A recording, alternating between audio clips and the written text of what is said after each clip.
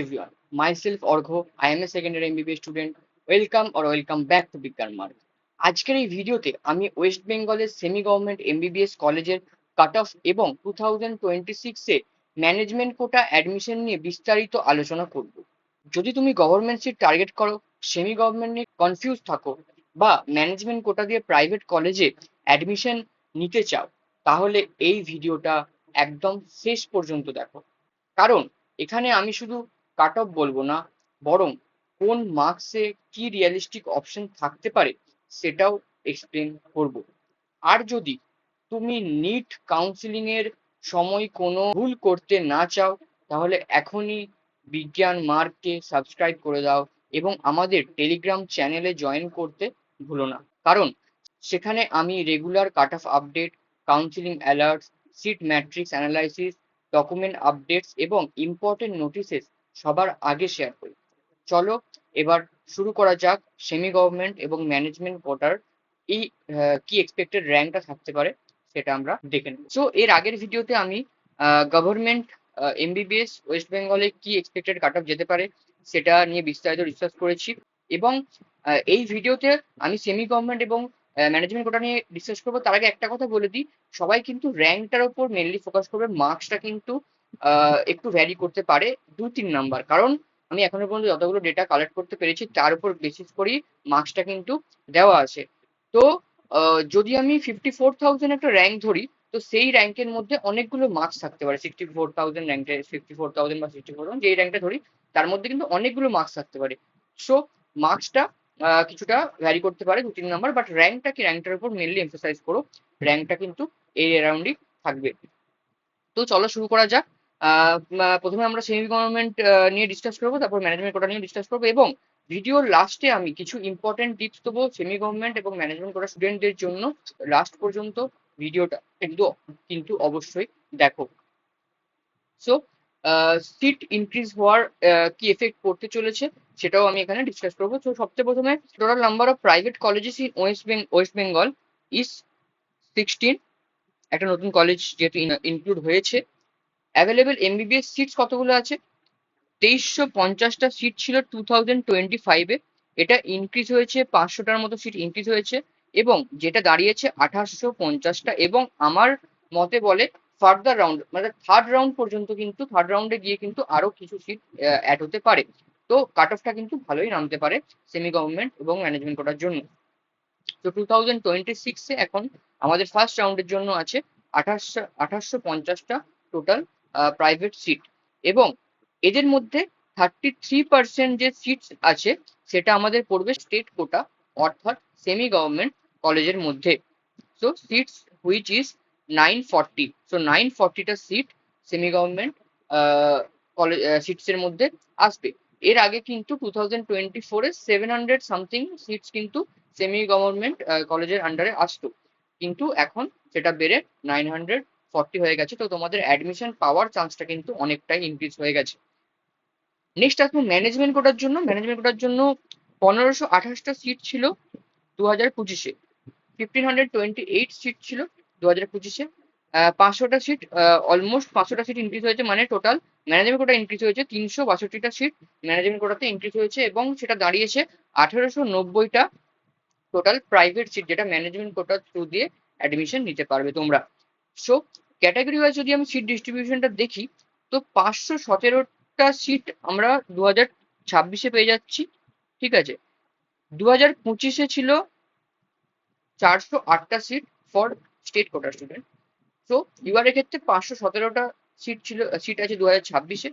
2025 ছিল 408টা সিট এবং total number of seat increase হচ্ছে 109টা। ওবিসির ক্ষেত্রে 2026-এ বর্তমানে সিট রয়েছে 66 এবং 2025-এর সিট ছিল 52 এবং total increment in seats is 14। এসসির ক্ষেত্রে 2026-এ দাঁড়িয়ে আমাদের কাছে সিট রয়েছে 207টা এবং 2025-এ এই সিটটা ছিল 163 এবং টোটাল ইনক্রিমেন্ট ইন সিট 44। ইডব্লিউসির ক্ষেত্রে আমাদের 2026-এ টোটাল সিট রয়েছে 94 এবং 2025-এ ছিল 74। তো টোটাল ইনক্রিমেন্ট ইন সিটস হচ্ছে 20। এসটির ক্ষেত্রে আমাদের 2026-এ সিট ছিল 56 এবং 2025-এ দাঁড়িয়ে আমাদের কাছে সিট রয়েছে 45 এবং টোটাল ইনক্রিমেন্ট ইন সিট হচ্ছে 11। সো নেক্সট আমরা দেখে নেব নিট 2025-এ কি কাট অফ মার্কস গেছিল। ইউআর এর ক্ষেত্রে গেছিল 463, র্যাঙ্ক ছিল 1,01,583, ঠিক আছে। ওবিসি এর ক্ষেত্রে গেছিল 456, র্যাঙ্ক ছিল 1,11,214, এবং লাস্ট যে কলেজে অ্যাডমিশন হয়েছে সেটা হচ্ছে জিমস, নর্থ কলকাতার যে নতুন ব্রাঞ্চটা খুলেছিল আজকে, সেই ব্রাঞ্চে হয়েছে। এবং ওবিসি বি এর ক্ষেত্রে ছিল 438, এবং যে র্যাঙ্কটা ছিল 1,41,672। লাস্ট অ্যাডমিশন হয়েছে কিমসে, কৃষ্ণনগর ইনস্টিটিউট অফ মেডিকেল সায়েন্সে। ইডব্লিউসি এর ক্ষেত্রে যেই র্যাঙ্ক মার্কসটা ছিল সেটা হচ্ছে 393, এবং যে র্যাঙ্কে লাস্ট অ্যাডমিশন হয়েছে 2,24,472, এবং এটাও কিন্তু কৃষ্ণনগরে হয়েছে। এসসির ক্ষেত্রে যে মার্কসটা ছিল 350, এবং লাস্ট যে র্যাঙ্কে অ্যাডমিশন হয়েছে সেটা হলো 3,11,554, এবং লাস্ট কলেজে হয়েছে যেটা জাকির হোসেন। এসটির ক্ষেত্রে টোটাল মার্কস ছিল 113, কোয়ালিফাইং মার্কস, ওকে, এবং র্যাঙ্ক ছিল 13,14,333। তো এই রইলো আমাদের 2025-এর যে কাট অফটা ছিল সেটা। তো ওয়েস্ট বেঙ্গল প্রাইভেট মেডিকেল কলেজের ক্ষেত্রে স্টেট কোটা এমবিবিএস সেমি গভর্নমেন্টে প্রত্যেকটা রাউন্ডে কি কাট অফ গেছে সেটা তোমরা কিন্তু এখানে দেখে নিতে পারবে। রাউন্ড 1, রাউন্ড 2, রাউন্ড 3 কেমন চেঞ্জেস আছে, কেমন ভ্যারি করে কাট অফটা, সেটা কিন্তু তোমরা দেখতে পাবে। আমি একটা জিনিস এখানে এমফেসাইজ করবো, 479 গেছিল থার্ড রাউন্ডে ইউআর এর ক্ষেত্রে কাট অফ, ঠিক আছে, কিন্তু লাস্ট রাউন্ডে এটা গেছে 463, অনেকটাই ডিফারেন্স এসছে। কারণ হচ্ছে টোটাল যে সিট সংখ্যাটা আছে ইউআর এর ক্ষেত্রে তোমরা দেখতে পাচ্ছ 517, ঠিক আছে। ইউআর পিডব্লিউডি সিট রয়েছে 22 থেকে 24 এর অ্যারাউন্ড, এর থেকে একটু বেশি হবে, ঠিক আছে, যেহেতু সিট বেড়েছে। 22 ছিল লাস্ট ইয়ার, এটা একটু দেখে নিও তোমরা। সো 22 যদি 24 সিটস থাকে, সব সিটগুলো কিন্তু ভর্তি হয় না সেমি গভর্নমেন্টের ক্ষেত্রে। তো লাস্ট রাউন্ড স্ট্রে ভ্যাকেন্সি রাউন্ডে, থার্ড রাউন্ডের পর কিন্তু গিয়ে স্ট্রে ভ্যাকেন্সি রাউন্ডে এই সিটগুলো কিন্তু ইউআর এ কনভার্ট হয়ে যায়। এই জন্য কাট অফটা কিন্তু ড্রাস্টিক্যালি ডিক্রিজ করে। তো লাস্ট রাউন্ড পর্যন্ত যে ঠিক করে কাউন্সিলিংটা করাতে পারবে তারা কিন্তু এই সিটগুলো গ্র্যাব করে নিতে পারবে, কম মার্কস এবং বেশি র্যাঙ্ক থাকলেও তারা কিন্তু এই সিটগুলো গ্র্যাব করে নিতে পারবে ইজিলি। সো লাস্ট পর্যন্ত কাউন্সিলিংটা সিনসিয়ারলি পার্টিসিপেট করা এবং অ্যাটেম্প করা খুবই দরকার। শুধু মার্কস থাকলে, র্যাঙ্ক থাকলেই হয় না, কাউন্সিলিংটা খুবই ইম্পর্টেন্ট একটা জিনিস। এখানে যদি তোমাদের একজন এক্সপার্টের গাইড লাগে তো তোমরা আমাদের কাউন্সিলিং প্রোগ্রামে জয়েন করতে পারো। আমরা তোমাকে স্টেপ বাই স্টেপ কোথায় কি করতে হবে এবং চয়েস ফিলিং থেকে শুরু করে কলেজে অ্যাডমিশন পর্যন্ত আমরা তোমাকে সম্পূর্ণভাবে গাইড করব। ডিসক্রিপশনে লিঙ্ক দেওয়া আছে, টেলিগ্রামেও লিঙ্ক দেওয়া আছে, সেখান থেকে গুগল ফর্মটা ফিল আপ করে তোমরা ডিরেক্টলি আমাদের সাথে কন্ট্যাক্ট করতে পারবে। আর যেটা আমি বলছিলাম, স্টেট কোটা স্টুডেন্টদের সাথে আমি একটু পার্সোনালি কিছু বলতে চাই। যারা স্টেট কোটার স্টুডেন্ট আছো তারা একটা কথা মাথায় রাখো, অ্যাডমিশন নিতে যাচ্ছ মানে সেমি গভর্নমেন্ট কলেজে, তোমার কাছে কিন্তু অ্যাটলিস্ট 25 লাখ, কেপিসি আমি বাদ দিয়ে বাকি যদি কোনো কলেজে অ্যাডমিশন নিতে যাও, তোমার কাছে কিন্তু 25 লাখ অ্যামাউন্টটা ব্যাংকে প্রেজেন্ট থাকা দরকার।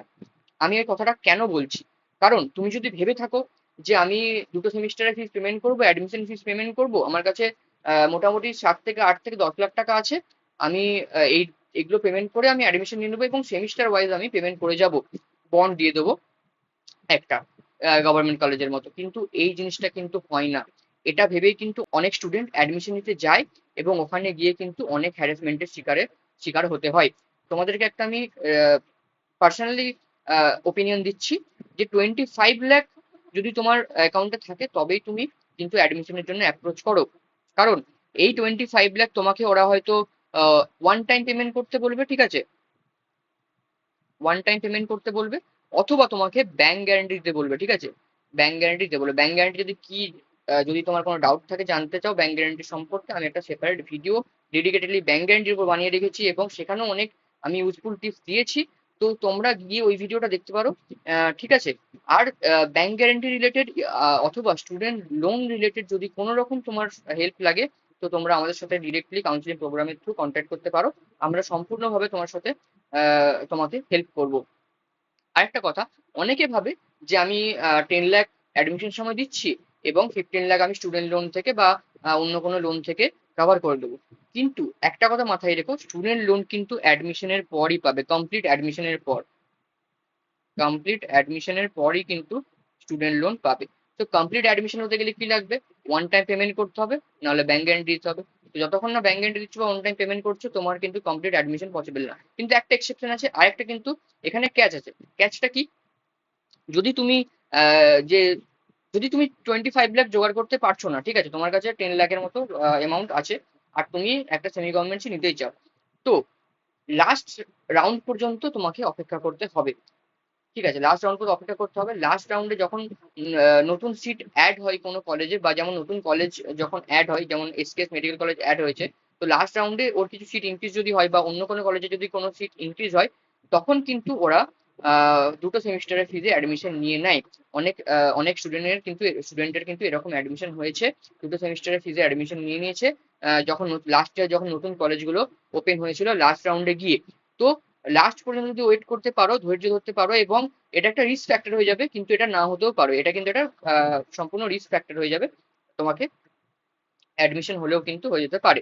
তো এটা সম্পূর্ণ তোমার উপর নির্ভর করছে। যদি তোমরা আমার ওপিনিয়ন চাও, বা আমার সাথে এটা নিয়ে ডিসকাস করতে চাও, তো তুমি ওয়ান টু ওয়ান ডিসকাস করতে পারো, কোনো অসুবিধা নেই।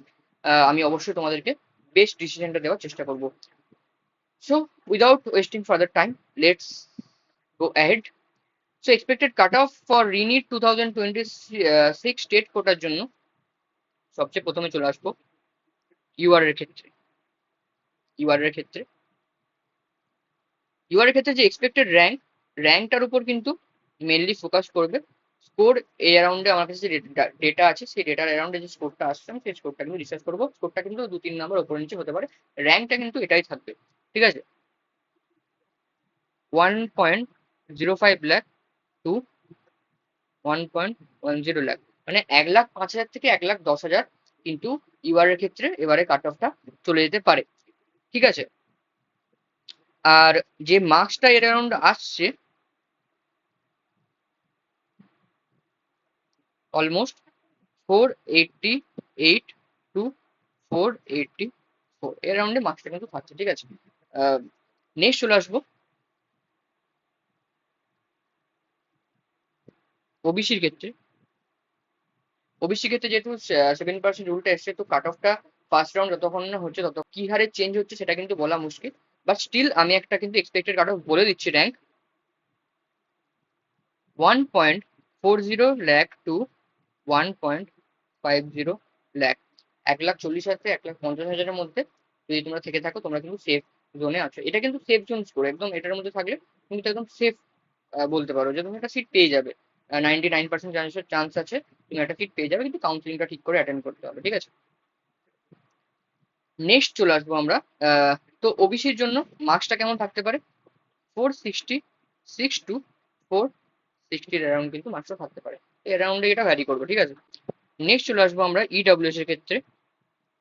ইডব্লিউএস এর ক্ষেত্রে যদি আমি বলি যে ম্যাক্সিমাম কি র্যাঙ্ক পর্যন্ত যেতে পারে, যে তুমি ইডব্লিউএস ক্যাটাগরি আছো এবং তুমি সেমি গভর্নমেন্ট অ্যাডমিশনে নিতে চাও, সেমি গভর্নমেন্ট কলেজে একটা সিট নিতে চাও, তো তোমার র্যাঙ্ক কত থাকতেই হবে। ঠিক আছে, অ্যাটলিস্ট less than 3 লাখ যদি তোমার র্যাঙ্ক থেকে থাকে, তো তুমি অবশ্যই একটা সিটের জন্য পার্টিসিপেট করতে পারো, তোমার একটা সিট পাওয়ার চান্স কিন্তু রয়েছে। আর যদি তুমি বলো যে আমি সেফ কতটা স্কোর থাকলে আমি র্যাঙ্ক থাকলে আমি সেফ থাকবো, তো 2.5 লাখের অ্যারাউন্ড যদি তোমার র্যাঙ্ক থেকে থাকে, less than 2.5 লাখ, তো তুমি কিন্তু একদম সেফ, তুমি কিন্তু একটা 99% চান্স রয়েছে তুমি একটা সিট পেয়ে যেতে পারো। একটা কথা বলি, ইডব্লিউএস এর ক্ষেত্রে কিন্তু র্যাঙ্কটা খুবই ভ্যারি করে। যেমন 2024-এ কত র্যাঙ্ক গেছিল? 2,24,000 র্যাঙ্ক গেছিল। ঠিক আছে, 2024-এ কত র্যাঙ্ক গেছিল? 5 লাখের অ্যারাউন্ড। 2023-তে কত র্যাঙ্ক গেছিল? 2,66,000। তো দেখতে পাচ্ছ র্যাঙ্কটা কিন্তু খুবই ভ্যারি করে, মানে এটা বলা মুশকিল। আমার মনে হয় এই বছর কিন্তু ইডব্লিউএস এর ক্ষেত্রে যদি ইউআর বা ওবিসি থেকে কনভার্সনটা করতে না দেয়, তো ইডব্লিউএস এর ক্ষেত্রে কিন্তু র্যাঙ্কটা কিন্তু আরো পেছাতে পারে, 3 লাখেরও বেশি পেছাতে পারে, যেহেতু সিট ইনক্রিজ হয়েছে। তার উপরে ইডব্লিউএস এ যদি কনভার্ট করতে না দেয়, তো এটা কিন্তু আরো পেছাতে পারে।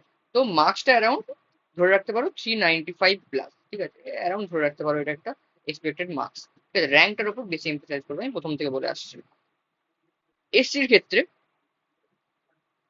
যদি তোমার র্যাঙ্ক আপ টু 3.5 লাখের 3.5 লাখ পর্যন্ত থাকে। তো তুমি কিন্তু একটা সিটের জন্য এক্সপেকটেশন রাখতে পারো। নেক্সট চলে আসবো এসটির ক্ষেত্রে। এসটির ক্ষেত্রে জাস্ট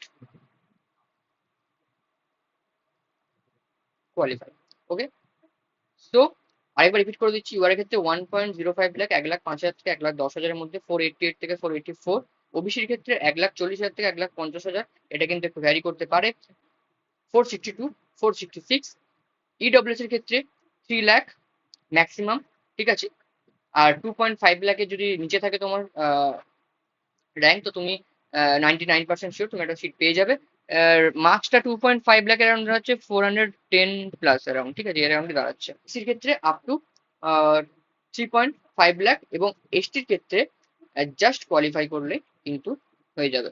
আরেকটা কথা, স্টেট কোটা স্টুডেন্টদের জন্য আরেকটা কথা বলে দিই। অ্যাডমিশনের সময় যদি তোমরা সিট, মনে করো তোমার তুমি কাউন্সিলিং করেছো ফার্স্ট রাউন্ডে, তোমার একটা কলেজ তোমার অ্যালট হয়েছে, ঠিক আছে, সেমি গভর্নমেন্ট কলেজ অ্যালট হয়েছে, তুমি তাতে অ্যাডমিশন নিতে গেছো কলেজে, এবং সেখানে গিয়ে ওরা তোমাকে বললো যে তোমাকে 2টো সেমিস্টারের ফিস পেমেন্ট করতে হবে, বাট তুমি যেহেতু সেট করার স্টুডেন্ট, তুমি তো আপগ্রেডেশন দেবে, এটা তো জানা কথা। তো তুমি আপগ্রেডেশন যদি দাও, যদি তুমি সিটটা লক না করো, তো তোমাকে অনলি 50,000 পেমেন্ট করতে হবে। তোমাকে কিন্তু 50,000 পেমেন্ট করতে হবে, তোমাকে কিন্তু 2টো সেমিস্টারের ফি পেমেন্ট করার দরকার নেই। ওরা তোমাকে বলবে যে পেমেন্ট করে দিন, আমি ফেরত দিয়ে দেবো, এই হ্যান ত্যান, এইসবের মধ্যে যাওয়ার দরকার নেই। Admission fees is only 50,000। ওই 50,000 পেমেন্ট করেই তুমি কিন্তু আপগ্রেডেশন নিতে পারবে। যদি তোমার কলেজ আপগ্রেড হয়ে যায়, তখন তুমি ওই 50,000 ফেরত পাবে না। তুমি আবার যেই কলেজে অ্যাডমিশন নেবে, সেই কলেজে গিয়ে কিন্তু আবার নতুন করে অ্যাডমিশন ফিস 50,000 দিতে হবে। তো এটা, এই কথাটা মাথায় রেখো, যতবার আপডেট করবে ততবার কিন্তু 50,000 করে তোমার অ্যামাউন্ট কাটতে থাকবে। সো নেক্সট চলে যাব ম্যানেজমেন্ট কোটার জন্য। যদি তোমার র্যাঙ্ক থেকে থাকে 9 লাখ থেকে 9.5 লাখের অ্যারাউন্ড, তো তুমি কিন্তু একটা সিট লাস্ট রাউন্ড পর্যন্ত, একদম লাস্ট স্টে ভ্যাকেন্সি রাউন্ড পর্যন্ত কিন্তু একটা সিট তুমি পেয়ে যাবে। তো এটা কিন্তু সেফ র্যাঙ্ক বলতে পারো। তো এই রইলো আমাদের expected cut off for unit, state quota and management quota. So কোনো রকম ডাউট থাকলে কমেন্ট সেকশনে জিজ্ঞাসা করো, এবং তোমাদের র্যাঙ্ক এবং স্কোরটা কিন্তু অবশ্যই আমাকে কমেন্ট সেকশনে জানিও। So, if this video helped you a little, please hit the like button, share with your friends, চ্যানেলটা সাবস্ক্রাইব করো, এবং টেলিগ্রাম চ্যানেলে জয়েন করে নাও, কারণ কাউন্সিলিং সিজনে প্রতিটি আপডেট খুবই গুরুত্বপূর্ণ। আর হ্যাঁ, যারা ম্যানেজমেন্ট কোটা বা প্রাইভেট মেডিকেল বা ডেন্টাল কলেজে অ্যাডমিশন নেওয়ার কথা ভাবছো, তাদের জন্য একটা গুরুত্বপূর্ণ কথা, অ্যাডমিশন শুধু একটা সিট পাওয়ার বিষয় নয়। সঠিক college, fee structure, bond, hostel, future opportunities এবং কাউন্সিলিং স্ট্র্যাটেজি, সব কিছু বুঝে সিদ্ধান্ত নেওয়াটা খুবই জরুরি। তাই যদি তুমি পার্সোনালাইজড গাইডেন্স চাও, তাহলে আমাদের নিট কাউন্সিলিং প্রোগ্রামে জয়েন করতে পারো। আমরা তোমাকে তোমার স্কোর, বাজেট এবং প্রেফারেন্স অনুযায়ী সুইটেবল কলেজ অপশনস বুঝতে সাহায্য করব, কাউন্সিলিং প্রসেসে স্টেপ বাই স্টেপ গাইড করব, এবং ডকুমেন্টস নিয়ে অ্যাসিস্ট করব, এবং অ্যাডমিশন প্রসেসটা যতটা সম্ভব স্মুথ করা যায় ততটাই চেষ্টা করব। আর অ্যাডমিশনের পরেও আমাদের সাপোর্ট সেখানেই শেষ নয়। এমবিবিএস, বিডিএস বা তুমি যে কোর্সেই জয়েন করো না কেন, তোমার একাডেমিক জার্নিতে গাইডেন্স এবং অ্যাসিস্ট্যান্স দেওয়ার চেষ্টা আমরা চালিয়ে যাব। যদি অ্যাডমিশন নিয়ে সিরিয়াস হও, তাহলে ডিসক্রিপশনে বা টেলিগ্রামে দেওয়া কাউন্সিলিং লিঙ্ক থেকে আমাদের সাথে কন্ট্যাক্ট করো। আমরা তোমার সিচুয়েশন বুঝে অ্যাভেলেবেল অপশনস এক্সপ্লেন করব, যাতে তুমি ইনফর্মড ডিসিশন নিতে পারো।